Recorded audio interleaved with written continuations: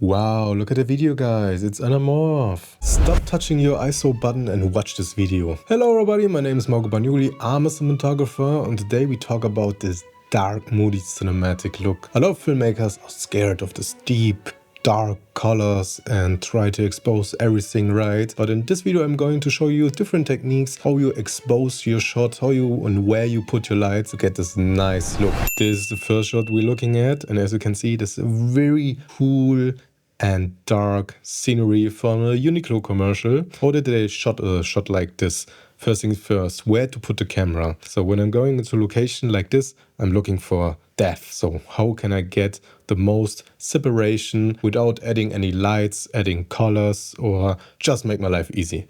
So they're looking for a frame. Always frame your shots. What I mean with that, always look for triangles, circles, and square places to put your main subject in, because it leads our eyes directly to the scene and balance our shot.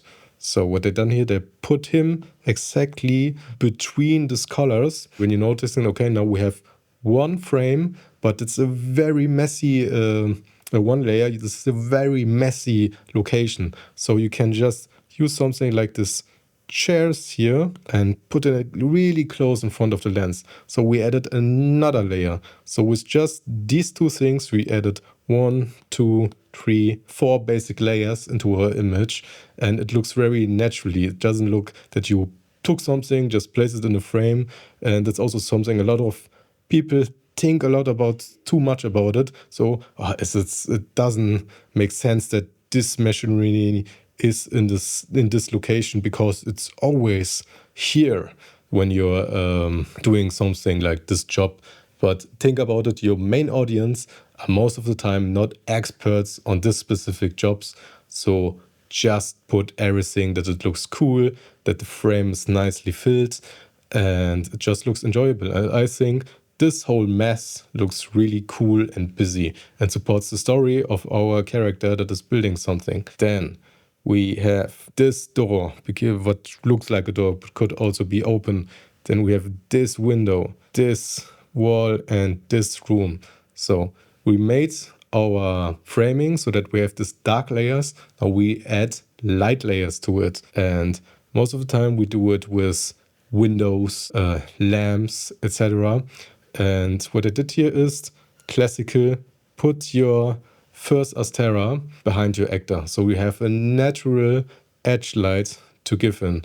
And it also supports this window in the background, because you always want to motivate your light sources. So probably there is another room in the background, and they put a diffuser behind it and blast a sky panel or some aperture behind it so that it glows a little bit, which also separates our actor from the background. When you can, when you go for this darker look where your main subject isn't that well lit and has a really dark exposure, always placing behind, in front of something brighter.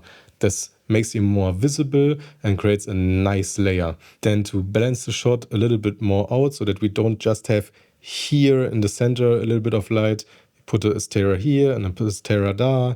Then we have this lighter source. As you can see, every single corner and frame of this frame has a light source, so that it's easily balanced with this more darker parts of the image. Then what they also done here is they put here in the corner, now we can use something like in 600D and put a little diffusion maybe in front of it, like a quarter diffusion, and blast it across the scene.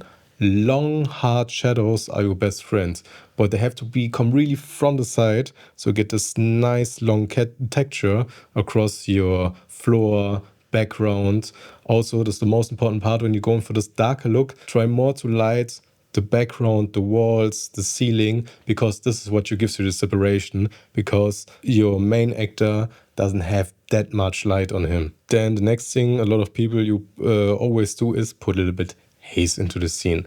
The haze lifts the shadow a little bit, makes our whole image a little bit more muddy, more flat, and doesn't look as crashed, so it is much more pleasing for the eye. Also here they're going a little bit for an orange teal look. They put a bit of warmer bulbs here, also on the ceiling, because we have this yellow carish thing here in the front, and the whole scene gets with these lights more balanced, because when everything would have this cyan look, the image would look really flat. And if we don't want a flat image, we wanted to make it pop on screen. This is the close-up of the scenery, and here's the trend. I talk a lot about it. As you can see, he has no backlight. Most of the time, people will say, hey, we have this practical here, so it's our motivation. We can give him an edge light to making more pop and separate from the foreground. But I have the feeling in a lot of these commercials we want to feel real and aesthetic.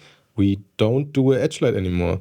We just build our location that something brighter is behind them. So we create this artificial separation without the edge light. Because when you look at real life, most of the time humans don't have an edge light. It's not really common. So maybe that's the reason why it looks more natural. Then the key here could be everything. So just your light dome with an aperture or something in this direction. Put a little bit off frame with your softbox and give in this key. But now the trick is this: don't do too much. You don't have to put when you're using false colors on your green or pinkish lines that you go in this 55 IRE area. Just let it on 40. Try it 30. It will look most of the time for you when you're the first time you do it a little bit noisy, a little bit matte. But when you look at a lot of production movies, so it's on a really low exposure or I have to cuff. And overall, before you think about lighting him, put your camera and choose your exposure for the background. So you put your camera, set your ND, set your ISO. Also go always for lower ISO. You don't always have to shoot on your base ISO. When your camera can go lower in the base ISO, try it in darker scenes, because now you get more dynamic range in your shadows, a little bit less in the highlights, but this is a controlled scenery. I don't have to use all my highlights dynamic range because I can choose how bright the highlights are. And after you set your mood, your look, then you put the actor in there and then you light him. This is another scene from the commercial. As you can see, it's even darker, but the techniques that are used here are practically the same. Now we go in this area where everything in the room is just a concept. We know it's there, but it doesn't have the importance. As you can see, we put here things in the foreground. We have this one main light source, which is the window, and a very low exposure. This is not 90, it's not 80, this is really low in exposure, and we make this really cool color temperature. When you don't shoot raw, try to do it a little bit in camera to prepare the look for the color grading. It will look better when you do it in camera than when we would do it in post.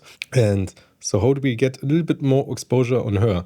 What they've done here, what you can do is put your light on a boom, like an f22, and do a little top light. Just with a grid on it that you don't spill into the scenery. Just give a little bit of kick that the light wraps a little bit around her face so that we see an emotion. Now you will probably ask, Marco, we have a practical in the scene. Why don't we put a light in there to balance the scene a little bit out? When you would put here the lights, it will brighten up all the shadows on this side, gives everything a warm tint, and that's not always what you want. I talked a lot about it when you just have one color that the image looks washed out, just blue, but sometimes it's the look you want. So don't put a bulb in here to lift up the shadows. It will lose the mood of the room and also will distract us from the actor, because we put her into that frame and want to look at that frame. When we're getting closer, you can see we lost the top light because now he's putting some clothes on, or her, I actually can't define it correctly. We put our light down and just give a little bit of key so that she separates from the background, and that's it. Just to have to think about it. Don't let the background clip and don't expose her skin tone too high. So if you enjoyed the video, I would really appreciate subscription from you. My name is Marco Bagnoli and see you next time.